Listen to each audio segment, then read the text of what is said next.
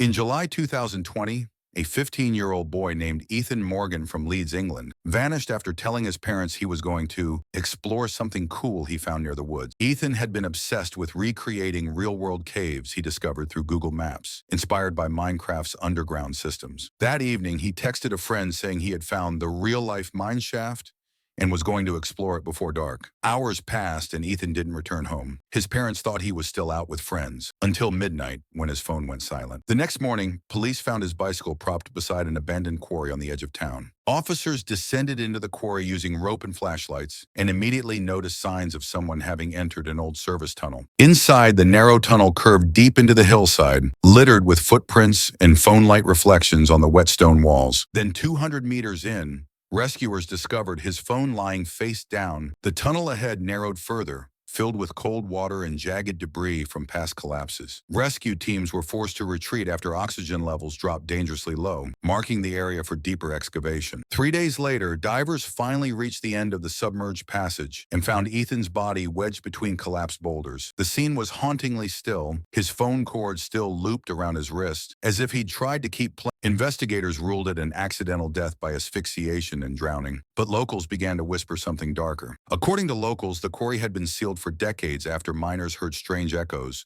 that mimicked human voices. Some claim that Ethan's voice could still be heard echoing through the tunnels at night, repeating pixelated words like diamond. The police eventually sealed the quarry again, this time welding the entrance shut. His family left flowers near the site every month, the petals always found crushed and soaked by morning rain. To this day, gamers online share clips of eerie Minecraft caves where faint breathing sounds are heard in the distance, and they call it Ethan's Seed. 2 months after Ethan's body was recovered, a group of local teens decided to hold an online tribute in his name. A private Minecraft server built to look exactly like the quarry where he died. The server's goal was innocent at first, just friends building a monument in his memory. But as night fell, one player noticed something strange, a figure deep inside the cave that none of them had built. The figure wasn't listed among the connected players, and when someone typed, "Who's there?" the chat window froze for several seconds.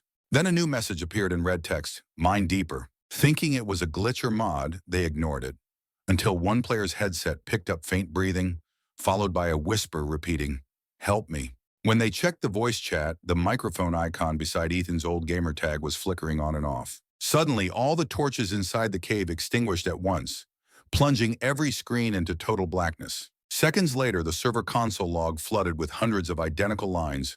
"Join the game." Their characters began to move on their own, digging downward endlessly, tools swinging without input. One player tried to shut down the server, but the command box typed by itself, "You cannot leave." Moments later, that player's webcam turned on by itself, showing a live feed of his own terrified face. In the video's background, his closet door creaked open, though he was home alone. His friends screamed through the voice chat, but his connection suddenly cut out, replaced by Police later found the boy unconscious at his desk. His computer fan melted and power supplies scorched. Forensics couldn't explain how his PC powered on again later that night, automatically connecting. When they examined the server files, they found a single image inside the world folder, a pixelated cave wall spelling out, "Thank." The server remains online today, unreachable by normal IPs. But sometimes late at night, players report hearing digging sounds beneath. In March 2022, a 14-year-old streamer named Dylan Hayes from Portland, Oregon, went viral for his Roblox horror game streams. Dylan had gained thousands of followers for playing disturbing fan-made maps, most claiming to show your real face. One night during a late stream, Dylan's viewers noticed something strange. His reflection in the game moved before. He laughed it off, assuming it was lag or a glitch.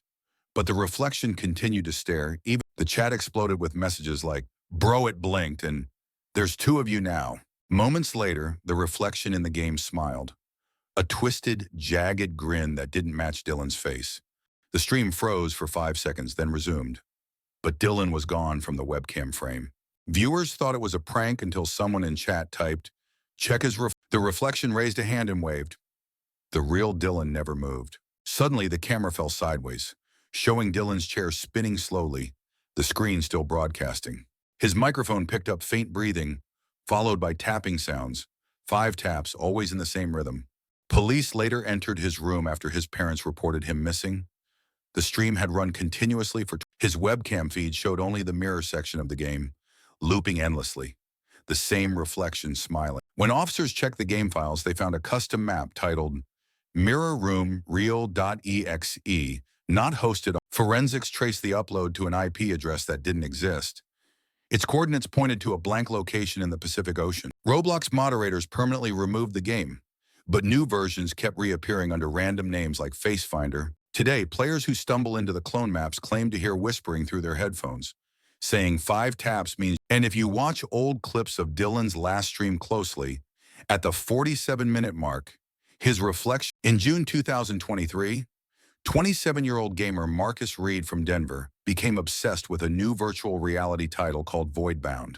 The game claimed to blur the line between player and reality, warning that once started, it couldn't be paused. Marcus laughed at the disclaimer and tightened the straps, ready to stream his experience live to a small. Inside the game, he found himself walking down a corridor of endless doors, each labeled. His viewers typed jokes, but Marcus didn't respond. He just kept opening doors, each leading to a darker room. At the 5th door, the game text appeared, "Step closer to become complete." His breathing grew heavy, visible through the mic, as sensors tracked his heartbeat spiking past. The stream chat begged him to stop, but Marcus whispered, "It's showing me something." The headset's camera feed began flickering, showing quick flashes of Marcus's own bedroom behind the digital. Then a new figure appeared in the VR space, identical to Marcus, except its face was blank and gray. The clone raised a hand, mimicking his exact motion with a 1-second delay. Marcus's headset suddenly emitted a loud, high-pitched tone. He screamed and clutched his head. The stream camera fell, capturing only his feet twitching, while When paramedics arrived, Marcus was unresponsive. The headset had overheated, fusing to parts of his scalp. His heart monitor showed normal rhythm for one final second before flatlining with a digital chime.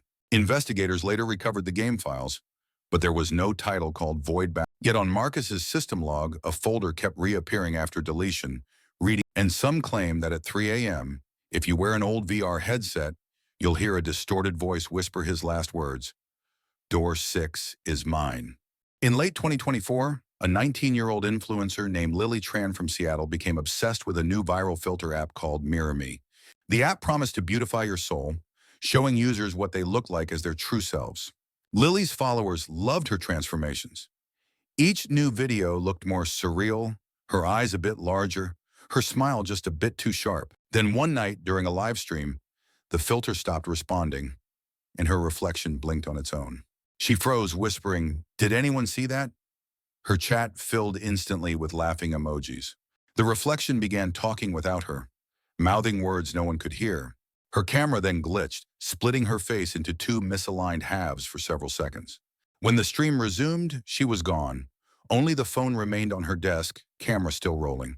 Viewers thought it was an effect until her parents posted she hadn't come out of her room for 2 days. Police forced the door open. The room was empty except for her phone, screen still glowing faintly red. On the phone, the app had a new folder. Face sync completed. Forensics traced the app's origin. No company name, no developer, only coordinates leading to an abandoned server farm in Taiwan. Every attempt to delete the app caused the phone to crash, then reboot with the same wallpaper. Lily's face smiling wider. Other users began reporting strange filter results, reflections showing them missing teeth or with empty eyes. One streamer claimed his filter started moving even when his camera was off, whispering, "I'm still on."